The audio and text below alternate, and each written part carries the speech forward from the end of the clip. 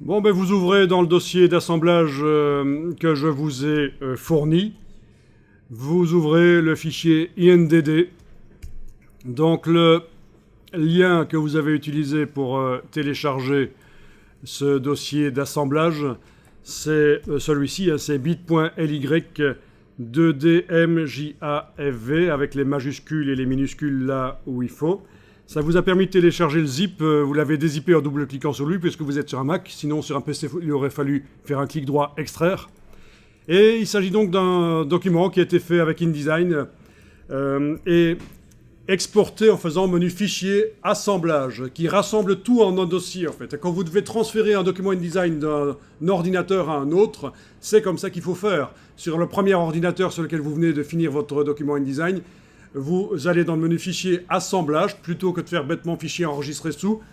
Enregistrer sous enregistre seulement le document InDesign, le point INDD, mais en faisant fichier assemblage, ça crée un dossier tout seul avec le document InDesign, le document IDML qui permet d'ouvrir le document InDesign dans d'anciennes versions de InDesign, le document PDF qui permet de voir le contenu du document InDesign sans avoir InDesign installé, les instructions, mais là il n'y a rien que j'ai mis comme instruction, les fontes utilisées par le document, ça peut être intéressant. Ceci dit, je vous conseille d'utiliser plutôt des fontes qui sont disponibles en standard sur PC et Mac, les fontes Adobe, livrées avec Adobe, ce sera plus simple.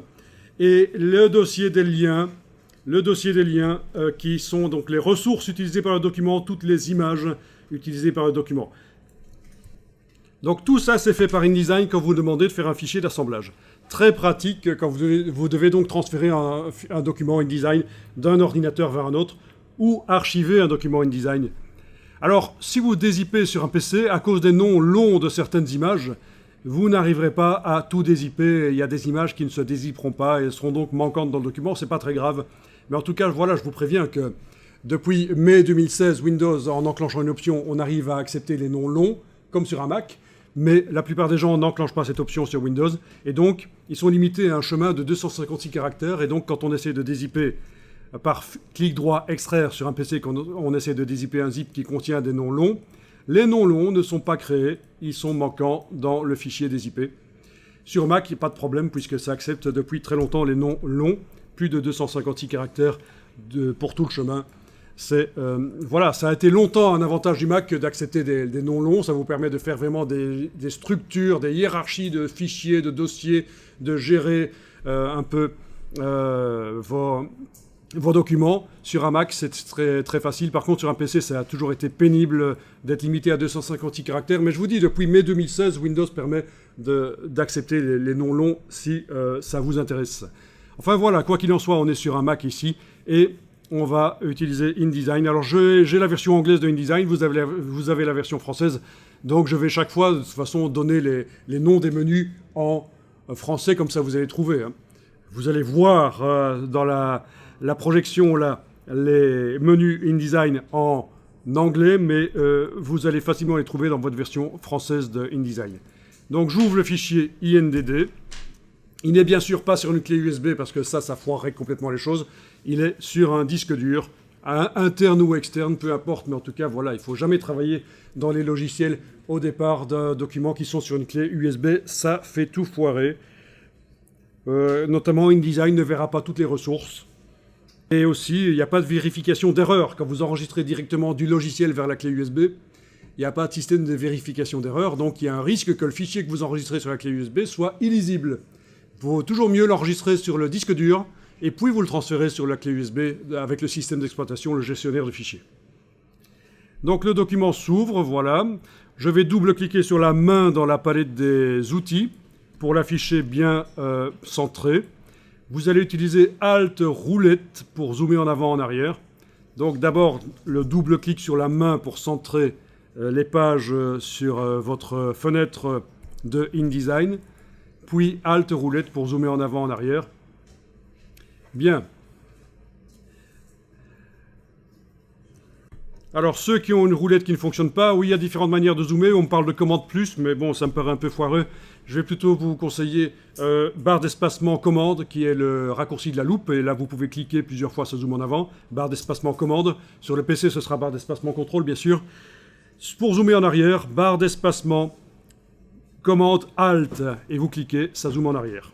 Barre d'espacement, commande Alt, ça zoome en arrière. Barre d'espacement, commande, ça zoome en avant. Voilà, donc c'est pour ceux qui n'ont pas une roulette qui fonctionne sur la souris. Donc Alt roulette ne fonctionne pas bien chez vous, peut-être. Vous avez en tout cas ce qu'il faut. Vous avez bien sûr également le raccourci pour bouger le document dans sa fenêtre. C'est la barre d'espacement toute seule. Alors, en supposant que vous n'êtes pas en train de travailler dans du texte, parce que sinon il faudra utiliser la touche Alt à la place de la barre d'espacement. Mais là, c'est la barre d'espacement et on arrive à bouger le document dans sa fenêtre sans problème. Vous avez ce qu'il faut pour naviguer. Donc, allez activer la main ou la loupe, là, dans la palette des outils. C'est quelque chose qu'on ne fait pas souvent dans les logiciels Adobe. On utilise les raccourcis, c'est mieux, parce que sinon, c'est vraiment foireux. C'est pour les débutants, ça. Vous êtes des pros, donc faites pas ça. Haha. Alors, palette page, menu fenêtre page. La palette page, chez moi, elle est comme ça. C'est-à-dire que quand elle est toute étroite comme ça, elle ressemble à ce que vous avez. Les pages se superposent les unes aux autres. Mais si je déplace la palette page, alors imaginons normalement elle est à l'origine chez vous, je pense qu'elle doit être attachée comme ça en fait la palette page. Quand vous avez cliqué là, vous avez fait menu fenêtre page, voilà elle apparaît là et vous allez en fait la détacher par son onglet. Vous faites un clic et glisser pour la détacher. Et donc j'étais en train de dire que quand on l'agrandit, voilà, les pages sont superposées dans la palette page, c'est ce qu'on appelle un espèce de chemin de fer. Mais chez moi, il y a quelque chose en plus. Quand je prends la petite case en bas à droite et que je la déplace vers la droite comme ça, ça ne le fait pas, c'est super. Et bien voilà, il va falloir le faire aussi chez vous. On va faire en sorte que les pages se mettent les unes à côté des autres. Vous allez dans le menu de la palette page. Donc chaque palette a un menu. Et vous allez demander ici, afficher les pages horizontalement. Voilà, les pages se mettent les unes à côté des autres. Ce sont des doubles pages, bien sûr, c'est un document recto verso. Les pages se mettent les unes à côté des autres. Si vous avez agrandi la palette, parce que si elle est toujours étroite, vous avez toujours le même résultat. Hein. Ça suppose que vous avez agrandi la palette avec sa petite case en bas à droite. Les pages sont l'une à côté de l'autre, comme ça, voilà. Également, les gabarits des modèles de pages qui sont là sur le dessus de la palette page. Sur le dessus de la palette page, vous avez des gabarits qui sont toujours l'un au-dessus de l'autre. On va également les mettre l'un à côté de l'autre. Vous allez dans le menu de la palette page. Donc tout à l'heure, on est allé dans afficher les pages horizontalement, mais ici, il va falloir aller jusque option de panneau. La dernière ligne du menu de la palette page, option de panneau. Et vous allez décocher montrer verticalement. Vous décochez montrer verticalement en ce qui concerne les gabarits, les masters en anglais. On décoche ça, ok. Et les gabarits sont l'un à côté de l'autre, c'est quand même mieux. On va peut-être modifier les dimensions des pages. Dans les dimensions des pages, pas dans le document, mais dans la palette page. Les dimensions des vignettes, je veux dire. Alors, pour modifier les dimensions des vignettes, on va dans le menu de la palette page, jusqu'à la dernière ligne, option de panneau. Et là, vous avez possibilité de modifier la taille des pages, la taille des vignettes de pages dans la palette page. Donc, je vais par exemple choisir extra large. Même chose pour les masters, pour les gabarits, extra large. Ok. Et voilà. On voit un peu mieux les choses. Peut-être que dans le cas de mon écran, qui est quand même assez petit au niveau de son nombre de pixels, je vais prendre juste large, mais vous pouvez prendre extra large, il n'y a pas de problème, ça devrait donner bien sur votre écran. Voilà. Donc, la palette page est divisée en deux parties. On a la partie du dessous, ce sont les pages du document. Et on a la partie du dessus, ce sont les modèles de pages. Certains de ces modèles de pages, notamment le D, le E, le F et le G, ont été faits au départ de pages du document. Donc c'est ça un peu la logique qui a été mise en place ici. On a créé les pages du document en démarrant des gabarits B et C, qui sont des gabarits qui contiennent une grille une grille modulaire, on pourrait appeler ça. Donc les pages du document ont été créées au départ de ces gabarits B et C. Et puis, à un certain moment, on s'est dit, tiens, ce serait bien que certaines pages du document deviennent elles-mêmes des pages modèles. Et c'est pour ça qu'on retrouve des pages ici qui contiennent des images. Bien sûr, l'idée, c'est que quand je vais réutiliser cette double page, par exemple la D, je la réutilise dans le document, je vais enlever les images qui sont là, le titre va changer, le texte long va changer. C'est ça en fait l'idée, hein, c'est que ça, c'est juste un modèle. Voilà, même chose là. Quand j'utilise dans le document cette double page E, Voilà, si je la mets dans le document, j'irai enlever les images, le titre va changer, le texte aussi. Ce n'est qu'un modèle. Même chose pour le F. Et le G ici, c'était la même chose aussi, sauf qu'on a vidé, avant d'utiliser le gabarit G dans le document pour créer ce modèle de page, on a vidé dans le gabarit, les images ont été sorties, les textes ont été sortis. Voilà.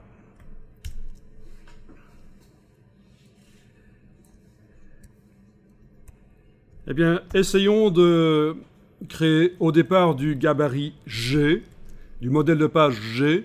Essayons de créer une nouvelle page. Donc vous allez simplement activer les deux pages du gabarit, là. Clic, majuscule, clic, les deux pages sont activées. Et vous allez les déplacer dans le document, par exemple à la fin du document. Donc vous prenez, après avoir activé les deux pages avec clic, majuscule, clic, vous prenez une des deux pages et vous la déplacez. Et à la fin du document, là, c'est bien là à la fin? Oui, ça doit être ça à la fin. Il n'y en a pas là? Non, il n'y en a pas là. Voilà, vous insérez. Vous voyez une ligne verticale qui vous dit que vous allez insérer. Et voilà, vous avez le gabarit G qui est là.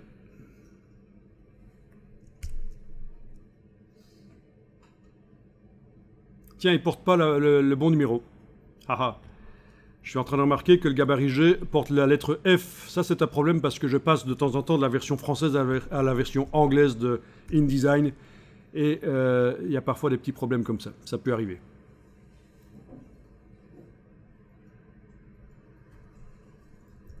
Ou c'est parce qu'il utilise le gabarit F, en fait. Oui, il utilise le gabarit F. Je vais vérifier. Ne faites rien. Je vérifie juste ici que... Oui, non, ça va, c'est bon. Donc, il porte bien la bonne lettre G. D'ailleurs, c'est ce qu'on voit ici. C'est le gabarit G. Les pages sont basées sur le gabarit G. Bon, il se trouve qu'on a du parentage de gabarit ici. Le gabarit G utilise le gabarit F, qui lui-même utilise le B.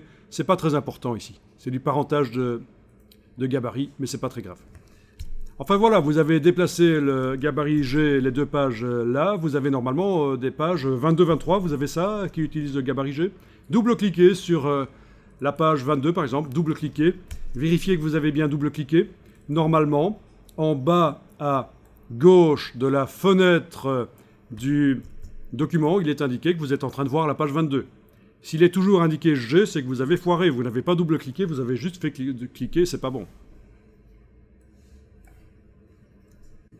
Alors, je vais vous demander d'enregistrer le document régulièrement en faisant fichier enregistrer sous. Vous l'enregistrez dans le dossier d'assemblage. Voilà, dans le dossier d'assemblage qui contient le document sur lequel vous avez démarré, là. Vous allez enregistrer et vous allez changer le nom régulièrement. Par exemple, ici, à la place de document 50, je vais l'appeler 51. Donc c'est toujours une bonne idée d'enregistrer régulièrement ces documents sous un nom différent. Comme ça régénère la structure XML du document InDesign. Ça va éviter qu'il plante et qu'il soit inutilisable. De régénérer la structure XML, mais aussi, si vous faites une erreur créative, vous aurez au moins les versions précédentes du document. Donc ne faites pas l'erreur du débutant de travailler pendant des jours et des jours sur le même document InDesign. C'est vraiment foireux. Il faut un minimum de stratégie au niveau de la gestion informatique de ces documents. Sinon, vous n'êtes pas fiable, et ça, ne pas être fiable, c'est vraiment plus ennuyeux, encore plus que de ne pas être très doué. On peut s'en tirer dans l'infographie en étant pas très très doué, et on évolue petit à petit. Par contre, quelqu'un qui n'est pas fiable, parce que quand on lui demande de faire un boulot 3 jours après, il risque de venir trouver le patron en disant « J'ai tout perdu, c'est la faute du serveur ». Ben non, c'est pas la faute du serveur qui a planté. Tu aurais dû sauvegarder, tu aurais dû avoir une stratégie de sauvegarde de tes documents, voilà. Donc, très important ce que je vous raconte là, et valable pour tous les cours évidemment, pour tous les métiers d'infographiste. Il faut être fiable. Ok, la palette des outils ici, je vais la mettre en 2 colonnes. Ce sera plus simple pour voir tous les outils. Donc vous avez la double flèche là pour faire passer la palette des outils en 2 colonnes, allez-y. Si vous avez paumé la palette des outils parce que vous avez cliqué sur la croix, vous allez dans le menu Fenêtre, Outils, et vous allez faire réapparaître donc la palette des outils. Donc on a ici des blocs texte qu'on peut sélectionner. Alors oui, quand vous essayez avec la flèche noire de cliquer sur les choses, rien ne se sélectionne parce que ça vient du gabarit. Il faut d'abord libérer les éléments du gabarit. Alors on y va. C'est normal, ce qui vient du gabarit n'est pas manipulable directement sur les pages. Vous remarquez ça? que quand vous essayez avec la flèche noire de cliquer sur les éléments, rien ne se sélectionne. Vous êtes bien en train de travailler sur la page 23 ici, enfin en tout cas dans le document, il n'est pas indiqué G, vous ne travaillez pas sur le gabarit, c'est important. On n'est pas là pour repeupler le gabarit avec des images et du texte. On a utilisé le gabarit pour créer un modèle, pour créer une page dans le document, 2 pages d'ailleurs. Mais on va maintenant, dans le document, remplir ça avec du texte et des images. Donc vous allez maintenant dans la palette page et en ayant vos 2 pages là qui sont activées, clic majuscule clic, vous allez demander de libérer les éléments du gabarit. C'est donc dans le menu de la palette page, vous allez demander libérer les éléments du gabarit. Au milieu du menu de la palette page, vous avez libéré les éléments du gabarit. Et donc, normalement, maintenant, quand vous cliquez avec la flèche noire, vous avez les éléments qui sont accessibles. Donc ça, c'est des blocs texte, ceci et ceci, c'est des blocs texte. Est-ce que vous voyez la ligne, quand vous cliquez sur un des blocs texte, vous voyez la ligne qui relie le bloc texte ici avec celui de la page de droite? Vous la voyez, cette ligne épaisse, ou pas? Oui? Bon, si vous ne la voyez pas, il faut aller d'abord dans le bas de la palette des outils. Il faut être en affichage normal pour voir les constructions du document. Ensuite, si vous ne voyez toujours pas cette ligne pendant que vous êtes en train de travailler sur les blocs texte avec la flèche noire, il faut aller dans le menu Affichage, Extra et demander de montrer le chaînage de texte. Il s'agit de 3 blocs texte qui sont chaînés. C'est-à-dire que quand je mets du texte dans le premier bloc, ça coule dans le second, puis ça coule dans le suivant. Donc c'est parfait. C'est une manière de faire de la mise en page. On n'est pas obligé de le faire avec du chaînage de texte. Si vous avez l'occasion de regarder les autres pages du document à un certain moment, vous allez voir que certaines pages ont des blocs texte qui contiennent chacun leur texte et il n'y a pas de système de chaînage. Mais ici, il y en a un. Alors, quand on colle du texte dans un bloc comme ça, et ça coule dans le suivant, puis dans le suivant, et si ça n'a pas assez de place, le comportement normal de InDesign, c'est de créer tout seul des pages. Il va créer tout seul des pages, il va ajouter des pages pour que le texte qui n'apparaît pas soit visible. Vous voyez, si je colle du texte là-dedans et qu'il n'y a pas assez de place pour montrer tout le texte, InDesign crée des pages. C'est plutôt ennuyeux, et normalement, dans ce document, ça a été désactivé. Cette fonction de création de page automatique, parce que sinon ça embrouille surtout les débutants. On va aller vérifier que c'est toujours bien désactivé. Alors, on va dans le menu Édition Préférences quand on est sur un PC, mais quand on est sur un Mac, on va dans le menu InDesign, Préférences, et on va jusque la ligne Texte. Donc les préférences qui concernent le texte. Et on vérifie que l'option qui crée automatiquement des pages est bien désactivé, parce que sinon ça va vous embrouiller. Donc c'est ici, c'est redistribution intelligente du texte. Ceci doit être désactivé. C'est le cas? C'était le cas chez vous? Oui. Parfait. Donc évidemment, quand on collera du texte et qu'il n'y a pas assez de place dans les blocs, on va voir apparaître à cet endroit-ci, au bas à droite du bloc, à cet endroit-là, on verra apparaître une petite croix rouge qui indique qu'il y a du texte en excès et qu'il faudra évidemment faire quelque chose, aller le mettre ailleurs, sur une autre page. Il faudra le sélectionner et aller le mettre ailleurs. On va tester ça, on va essayer ça. Alors on a affaire ici à des images des blocs images qui sont pré-réglés pour que quand on amène une image dans eux, l'image se redimensionne. Bon, je vous montre rapidement, mais ne le faites pas. C'est quand je sélectionne un des blocs et que je vais voir dans le menu Objet, Ajustement, Options d'ajustement de bloc, c'est ici que ça s'est pré-réglé. Remplir le bloc proportionnellement. L'image se redimensionne pour remplir le plus grand possible le bloc sans s'écraser dans un sens ou l'autre, l'image. C'est parfait. Alors on va quand même changer un peu la configuration ici des choses. Vous allez modifier les choses, on va faire ça ensemble. Par exemple, je me dis, tiens, le bloc de la page de droite ici, je vais le supprimer. Le bloc texte, sélectionnez-le avec la flèche noire et enfoncez la touche suppression. Il n'est plus là. On a donc seulement 2 blocs texte sur la page de gauche ici. Il n'y a plus de bloc texte à cet endroit-là. Et on va aller créer des blocs images, parce qu'on va mettre en fait deux images là. Alors voilà. D'abord, il faut que je vous dise que si vous faites l'erreur de prendre l'outil texte et de cliquer sur un bloc image, vous le transformez en bloc texte. Et donc, il ne pourra plus contenir d'image. Sauf, et surtout si vous mettez du texte dedans. Si vous avez tapé du texte comme ça dedans, il ne pourra plus contenir d'image, il contient du texte. Pour le reconvertir, je vous explique, hein, si jamais ça vous arrivait, on ne sait jamais, un petit clic intempestif avec l'outil texte sur un bloc image, c'est si vite fait. Il faudra mettre le curseur dans le bloc texte, faire commande A sur le Mac, CTRL A sur le PC pour tout sélectionner. Touche suppression, voilà, il n'y a plus de texte dans le bloc. Il faudra le sélectionner avec la flèche noire, le bloc, et le reconvertir par objet, objet, contenu. Il faudra dire que ce n'est pas un bloc texte, c'est un bloc image. Et du coup, les diagonales reviennent, c'est redevenu un bloc image. Alors voilà, je vais créer deux blocs images ici. Un qui va utiliser 3 rangées de la grille modulaire, puisque c'est un document basé sur une grille, ce qui permet quand même d'avoir une cohérence graphique dans le document. On peut avoir d'une page à l'autre des pages qui sont assez bien différentes au niveau du look, le positionnement des images, les titres, les blocs texte, et malgré tout, on sent qu'il y a une structure derrière, c'est ça l'idée. C'est comme ça que les magazines sont faits, avec une grille. Donc d'une page à l'autre, c'est varié, c'est bien, mais en même temps, c'est pas du n'importe quoi, il y a une grille derrière. Alors, première manière de créer le bloc, ben vous allez faire ceci avec la flèche noire, vous allez survoler n'importe lequel des 3 blocs ici, et avec la touche Alt, vous allez le déplacer, vous lâchez la touche Alt, vous lâchez le bouton à la souris, c'est une copie. Vous allez pouvoir la placer, la caler, normalement ça va se caler tout seul sur dans la colonne là.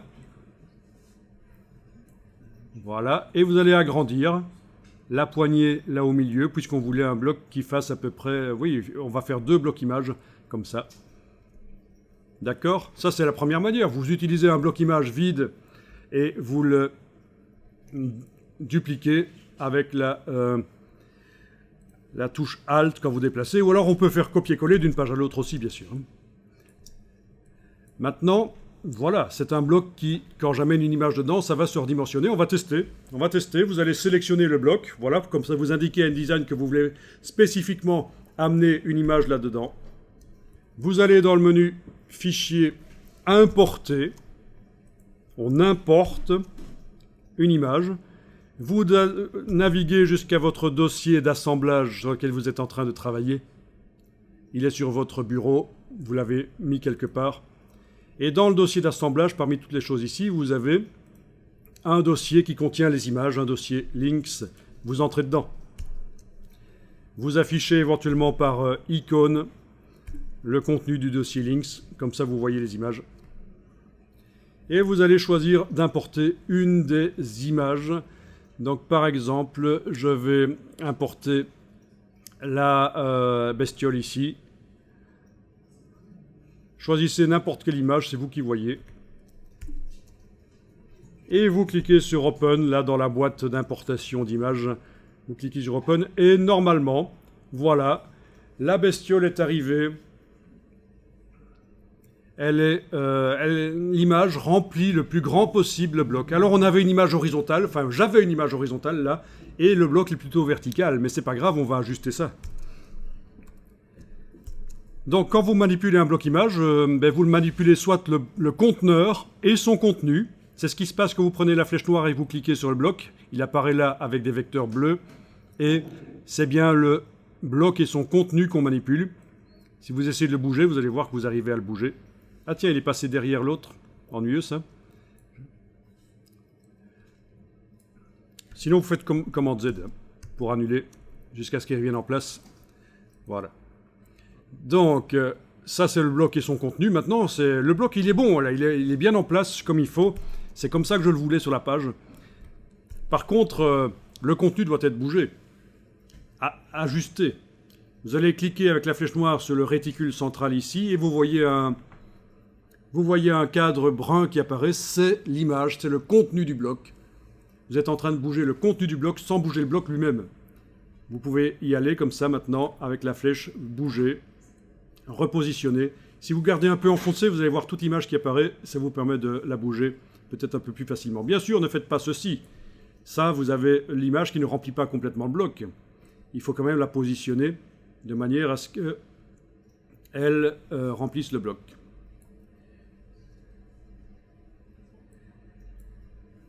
Avec la flèche noire, toujours, si vous voulez, vous allez pouvoir prendre une poignée du coin et enfoncer les touches Alt et majuscule. Alt et majuscule sur le clavier sont enfoncés pendant que je suis en train de bouger les poignées du coin. Vous voyez ce qui se passe? Ça redimensionne l'image dans son bloc. Donc ça, vous ne faites pas, bien sûr, puisque le bloc n'est pas complètement rempli. Avec Alt et majuscule, je prends une poignée du coin, j'agrandis, je lâche le bouton de la souris, puis les touches au clavier. Et puis je repositionne l'image, bien sûr. Voilà. Donc c'est du recadrage dans InDesign. Très intéressant. Il faut absolument maîtriser ça, la manipulation des images dans les blocs. Donc je récapépète. Avec la flèche noire, je clique à côté de tout, à côté de la page. Rien n'est activé. C'est une habitude à prendre dans InDesign pour remettre à zéro les sélections. Flèche noire, on clique à côté de la page. Puis quand je clique simplement, pas double-cliquer, je clique sur le bloc. J'arrive à le bouger éventuellement. Je peux le mettre là en bas éventuellement. Voilà. Faites ça aussi, mettez-le en bas. Vous le déplacez vers le bas. Voilà, on a réussi à déplacer tout. Le conteneur et son contenu. Maintenant, si avec la flèche noire, je clique sur le réticule central, c'est la même chose que de double-cliquer sur le bloc, en fait. Voilà. On a le cadre brun de l'image qui apparaît. Et en prenant une poignée du coin avec la touche Alt et majuscule, on arrive à redimensionner. Voilà, on repositionne. Il faut repositionner en reprenant l'image là, sur le bloc. Voilà. Alt et majuscule. Bien.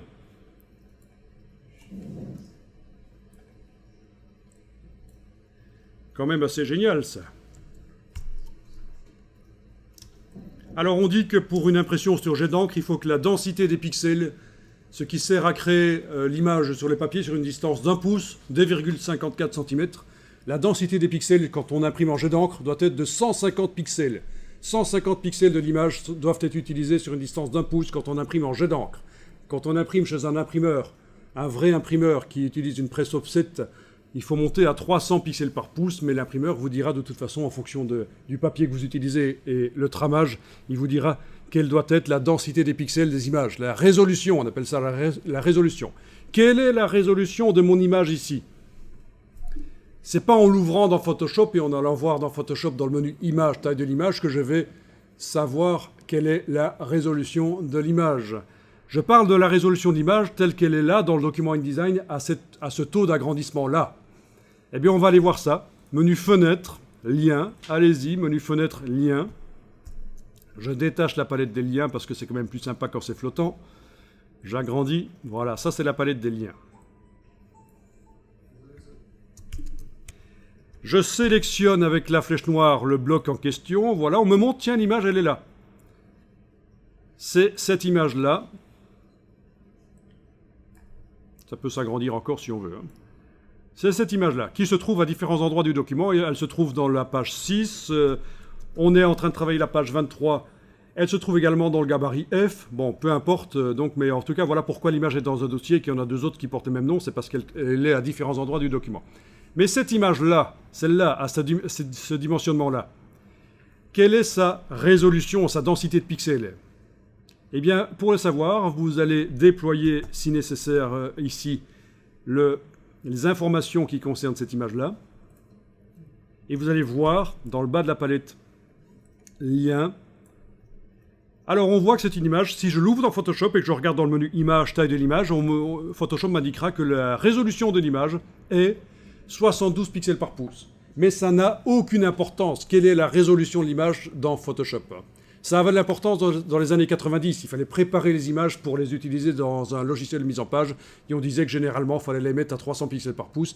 Ça fait, depuis les années 2000, ça n'a plus de raison d'être, même si je sais que dans les écoles, encore en 2018-2019, on dit aux étudiants qu'il faut qu'ils mettent leurs images à 300 pixels par pouce pour les utiliser dans la mise en page. Mais c'est des bêtises. Ça n'est plus nécessaire parce que InDesign fait très bien le redimensionnement des images.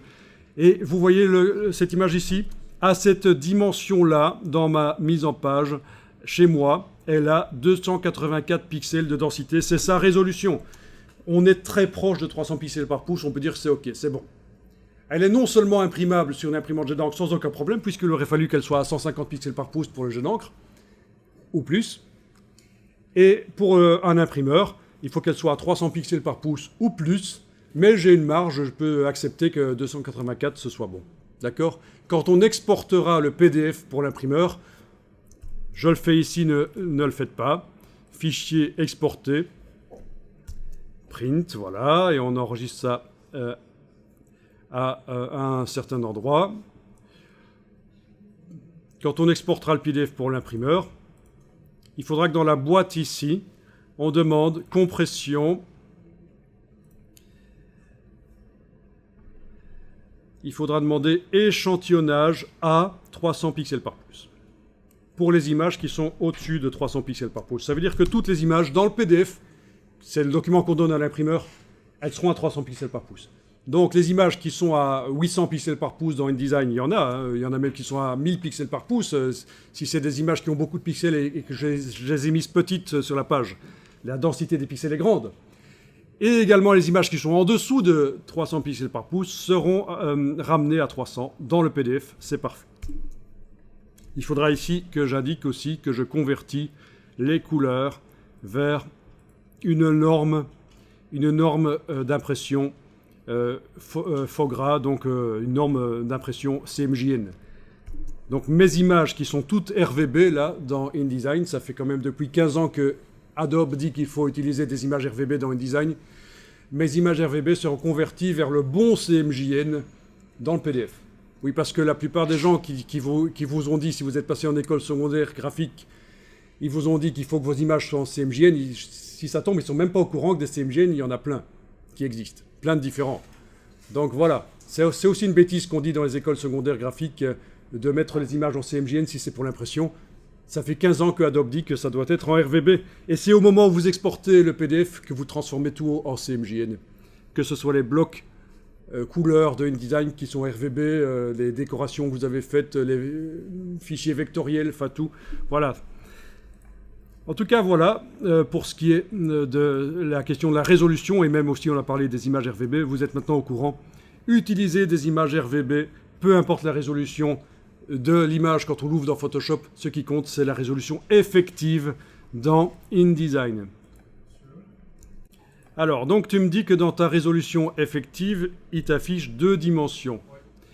Un peu comme ceci, quoi. Oui, un peu comme ça, voilà. Bon, ça, c'est quand on fait l'erreur, et là, j'annule ce que je viens de faire. Je suis revenu à une seule dimension de résolution effective. C'est parce que quand tu as redimensionné l'image avec la flèche noire, en prenant la poignée du coin avec Alt majuscule, tu as fait ceci. Tu as, en fait, lâché les touches avant de lâcher le bouton de la souris. Et donc, les touches qui sont censées contraindre les proportions pour qu'elles soient conservées, ben, elles n'ont servi à rien puisque tu les as lâchées avant le bouton à souris. Voilà, donc c'est pas très grave ici, tu peux laisser comme ça, mais enfin, voilà d'où ça vient en fait. Hein. C'est pour ça que je vous avais dit, je pense, les touches, vous lâchez les touches après le bouton de la souris. J'ai peut-être pas dit, j'ai peut-être oublié, mais enfin voilà, c'est une touche de contrainte, voilà comment ça marche.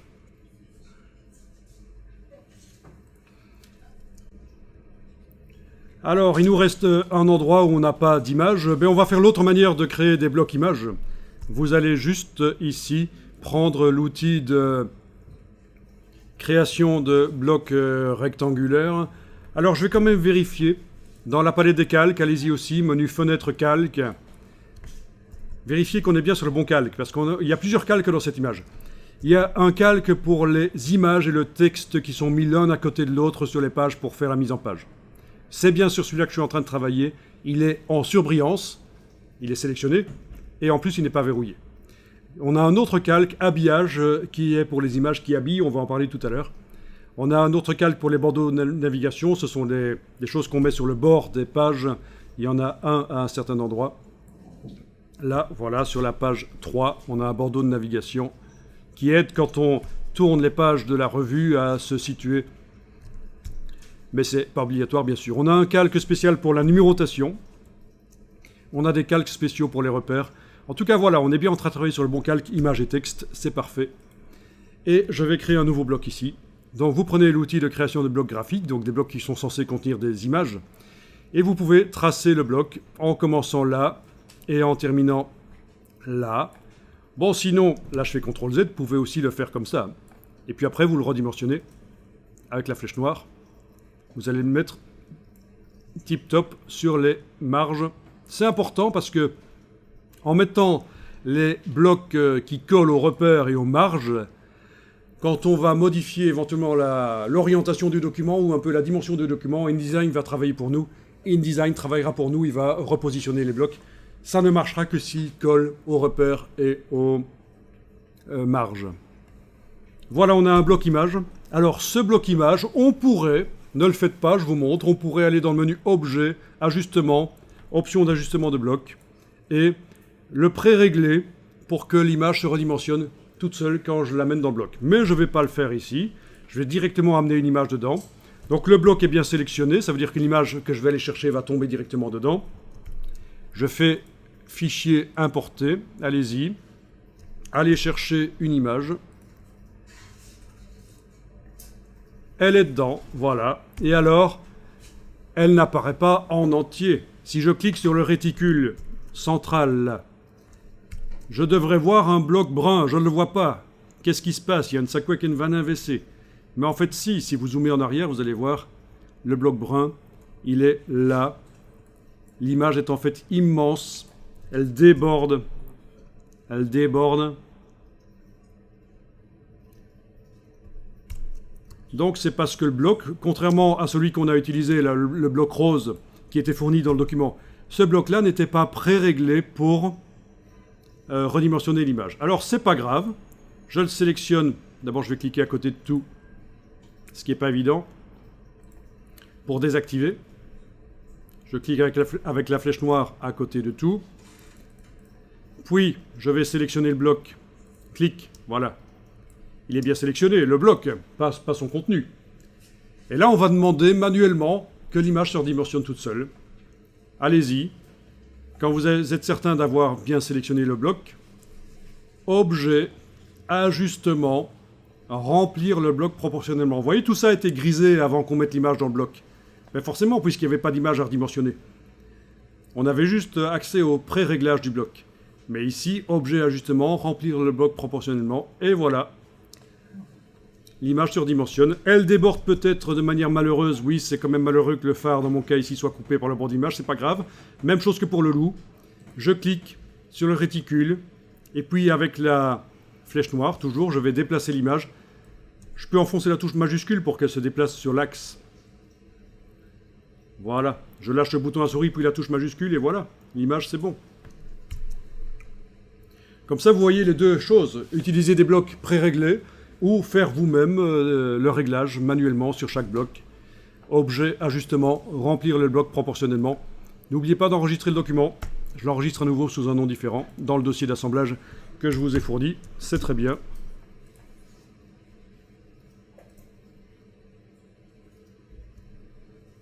Alors vous allez avec la flèche noire cliquer à côté de la page, rien n'est sélectionné.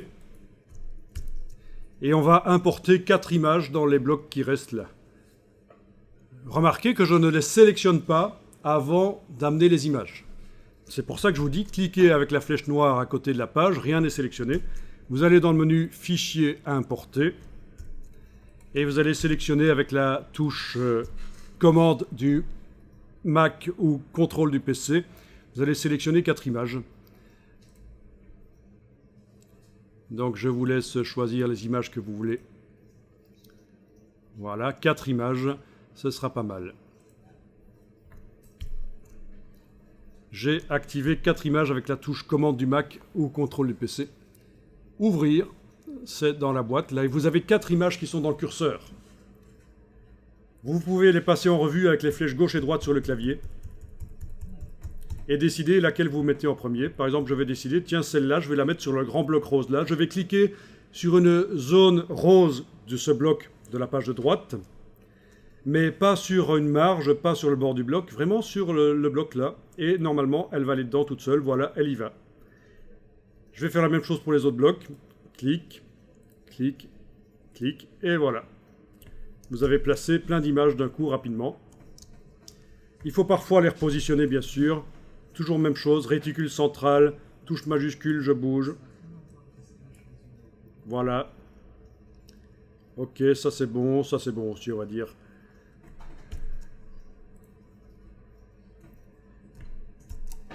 En bas à droite dans la palette des outils, la case aperçu vous permet de voir ce que ça va donner. Ça, ce sera votre document. Bonne astuce ici, quand vous devez faire des documents qui ont un look professionnel, faites aller les images jusqu'au bord des pages. C'est très bien quand vous faites ça. Les images jusqu'au bord des pages. Parce qu'une photocopieuse couleur, une imprimante ne sait pas en général imprimer jusqu'au bord des pages, mais un imprimeur sait le faire. Bon, dans certains copie-service, ils savent le faire aussi. Hein. Donc ici, il y a eu besoin de rien faire, puisque le bloc, il débordait de façon de la page. C'est ce qu'on appelle un système de fond perdu en impression. Il débordait un peu du bord de la page.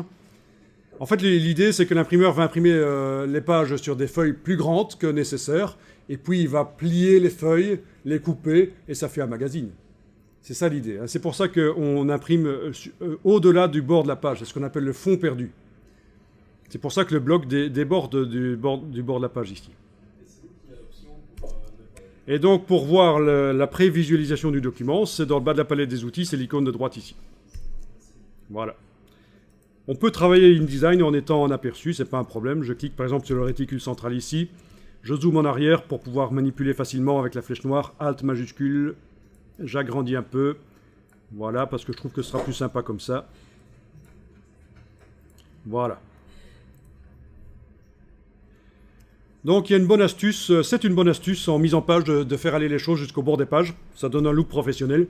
Autre chose, même dans vos images qui ne sont pas jusqu'au bord des pages, faites en sorte que la totalité de l'objet ne soit pas visible. C'est ce que j'ai fait ici pour le loup en bas. Pourquoi ? Parce que ça fait en sorte que l'image ressemble un peu à une fenêtre qui montre la réalité. Un peu, vous êtes dans une maison, vous voyez une fenêtre, il y a des choses à l'extérieur, vous ne voyez pas nécessairement la totalité des objets qui sont à l'extérieur. Voilà. Donc si je clique là-dessus et que je redemande objet, ajustement, remplir le bloc proportionnellement, voilà, j'ai le loup ici qui va être vu en plus grand. C'est pas nécessairement génial ça comme mise en page, vous voyez. Ça fait un peu comme une boîte dans laquelle, même s'il dépasse, là, c'est vrai qu'il dépasse, mais c'est pas génial. Il vaut mieux recadrer, ne pas tout montrer.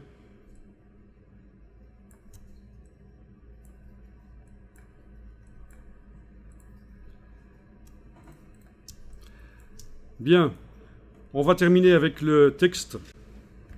Alors ici, je prends l'outil texte et j'indique que je travaille dans le bloc texte. D'accord ? Avec l'outil texte, je clique dans le bloc texte, on voit le curseur qui clignote. On pourrait aller coller quelque chose qui vient du web, mais je vais remplir avec du faux texte en attendant d'avoir le vrai texte. Donc je vais faire un clic droit, allez-y, clic droit, remplir avec le texte de substitution. Donc c'est du faux latin qui arrive et qui remplit. Même chose pour le titre, ici vous pouvez cliquer, clic droit, remplir avec le texte de substitution, et vous avez un faux titre. Alors si le clic droit ne fonctionne pas sur vos souris, vous allez faire à l'ancienne, les premières souris sur les Mac n'avaient pas de clic droit, vous allez faire un contrôle-clic, ce qui correspond à appeler le clic droit de la souris. Bon, il nous reste à nous occuper de l'image qui habille, parce que là, il y a un bloc qui n'a pas été déverrouillé quand on a demandé tout à l'heure libérer tous les éléments de gabarit. Ce bloc image là qui habille n'a pas été déverrouillé parce qu'il était sur un calque qui était lui-même verrouillé. Donc la fonction n'est pas arrivée à déverrouiller ce bloc qui est sur un calque à part, sur un calque qui s'appelle habillage. On va s'occuper de ça. L'habillage de texte, c'est vraiment un truc génial dans InDesign.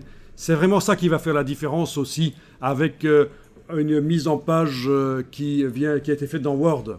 Par rapport à Word, faire de l'habillage de texte dans InDesign, faire une image qui repousse le texte, c'est quand même pas mal du tout.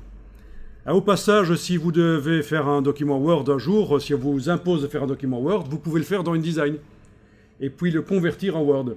L'astuce, je vous la donne, on ne va pas avoir le temps de le faire ici. Il faut exporter le document InDesign en PDF. Il faut ouvrir le PDF dans Acrobat Pro, qui est le logiciel pour manipuler les PDF. Une fois qu'il est ouvert dans Acrobat Pro, vous avez fichier enregistré sous et vous avez tout plein de formats dans lesquels vous pouvez enregistrer votre PDF, notamment en Word. Donc vous aurez un document Word fait dans InDesign en fait. Parce que parfois on vous impose de faire du Word. Dans certains, pour certaines choses, c'est imposé. Alors on va utiliser une des images qui sont là pour faire un détourage dans Photoshop. Donc par exemple vous pouvez aller sur la page 20 et vous avez l'image de ce loup. Elle ne me paraît pas trop mal. La page 20, vous allez sur l'image du loup ici. Vous allez dans la palette des liens. Et il s'agit d'une image au format... Tiens, c'est du JPEG. Ok. Eh bien, on va demander de l'ouvrir dans Photoshop. D'accord, vous avez ça, cette image-là sur la page 20. Vous voyez que les pages sont numérotées, bien sûr. Elle est là. Vous allez dans le menu de la palette des liens. Dans le menu de la palette des liens, vous allez demander modifier avec. Modifier avec. Et vous choisissez Photoshop. Et normalement, ça doit s'ouvrir dans Photoshop qui va se lancer.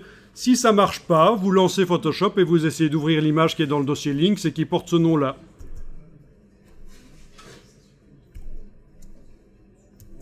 Mais là, ça a l'air de s'ouvrir, en tout cas chez moi, dans Photoshop. Voilà, ça s'est ouvert dans Photoshop. Ça s'est ouvert dans Photoshop. Vous avez peut-être eu un message sur les profils couleurs. J'ai pas le temps de vous expliquer les profils couleurs ici.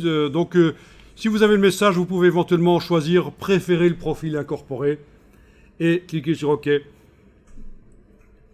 Voilà. Bon, il s'agit d'une image de type sRGB. Mais les profils couleurs, c'est une autre histoire. Alors, touche F, je passe l'image en plein écran sur le Mac, comme ça avec la barre d'espacement. Faites ça aussi sur le PC, quand vous serez sur un PC, la touche F, ça vous permet avec la barre d'espacement de bouger l'image comme vous voulez dans la fenêtre. On va donc faire un... J'avais pas vu l'image en entier, il manque les pattes du loup, mais enfin, on va faire avec. Ça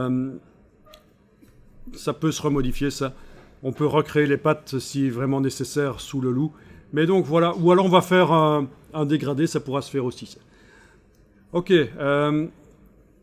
donc vous voyez que dans InDesign, j'avais pas vu le bas de l'image, alors je croyais que les pattes étaient visibles et on va faire un détourage sur le loup, mais c'est pas très grave, on va s'en sortir malgré tout. Donc voilà, vous allez dans la palette des calques de Photoshop, menu fenêtre calque. Alors, vous allez ajouter un masque de fusion sur le calque. Vous cliquez donc sur l'icône de masque de fusion ici. Le masque de fusion est encadré, c'est donc bien sur lui que vous travaillez. Vous allez prendre un pinceau, le pinceau, tout à fait normal. Vous vérifiez que dans le dessus, il est bien indiqué que le mode d'application est normal et que l'opacité est 100%. Vous êtes en train de dessiner en noir. Si ce n'est pas le cas, vous cliquez sur l'icône pour réinitialiser et sur l'icône ici pour inverser. Réinitialiser, inverser.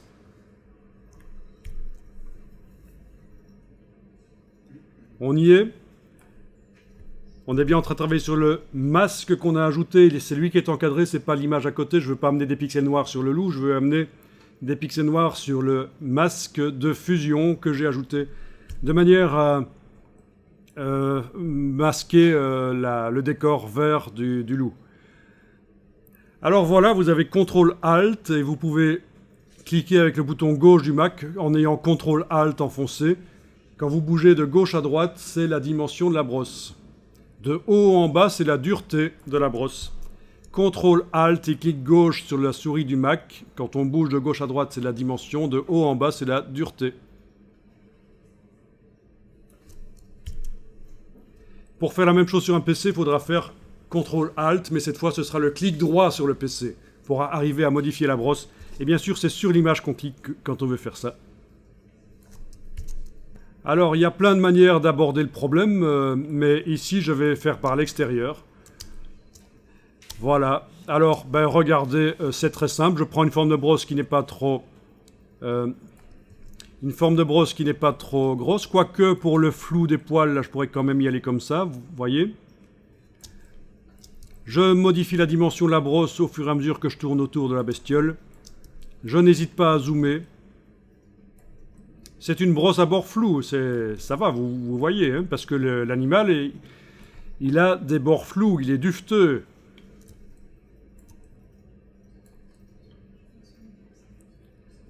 Évidemment, ici, c'est une sélection rapide. Donc, le but est que quand j'utilise cette image dans InDesign, je ne vois apparaître que la bestiole. Son décor d'herbe, là, ne va pas apparaître.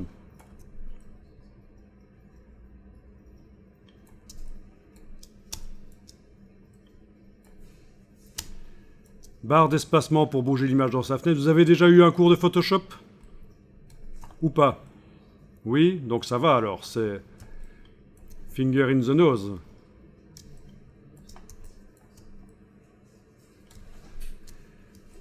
Bon, pour les oreilles, je prends une petite brosse. Faites ça rapidement, on n'a pas trop de temps pour faire ça. En plus, ça peut se retravailler un peu par la suite. On n'est pas obligé de faire ça nickel de premier coup, puisque c'est une image Photoshop, de toute façon, le calque va rester... On va l'enregistrer au format Photoshop, hein. C'est une image JPEG en fait qu'on a ouverte, mais on va l'enregistrer au format Photoshop, et donc le calque va rester avec son masque de fusion. Donc on va pouvoir retravailler le masque par la suite.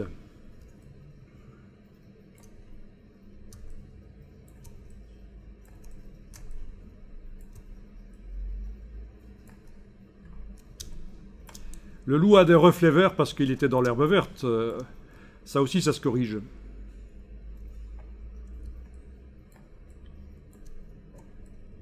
Voilà, une fois que c'est fait, vous prenez la brosse et vous tournez sur le reste du décor. Il ne faut pas hésiter à prendre une grosse brosse. Hein.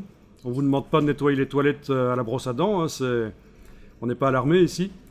Donc prenez pas une brosse minuscule pour faire le tour de la bestiole. Alors, quand je suis tout près de la bestiole, bien sûr la brosse est un peu petite ici, mais après je vais prendre une brosse plus grande pour finir. Si jamais vous avez débordé sur la bestiole, vous n'auriez pas dû, et bien sûr vous dessinez en blanc, vous connaissez le principe du masque de fusion. Ce qui est blanc dans le masque, c'est ce qui fait apparaître, ce qui est noir, c'est ce qui masque.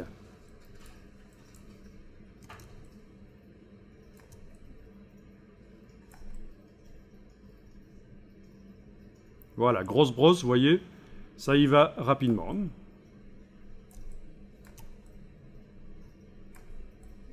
Et voilà. Alors, c'est un peu foireux parce que le bas des pattes n'y est pas, mais bon. On va pouvoir rapidement trouver une astuce pour... soit on va rechercher des pattes de loup ailleurs et on les ajoute.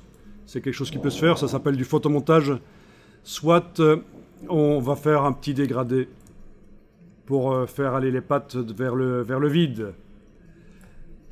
Un nouveau masque avec un dégradé dedans. En tout cas, enregistrez l'image au format Photoshop. Il n'y a pas le choix, c'est ce qu'il vous propose de toute façon. Enregistrez-la dans le dossier des liens. Dans le dossier liens.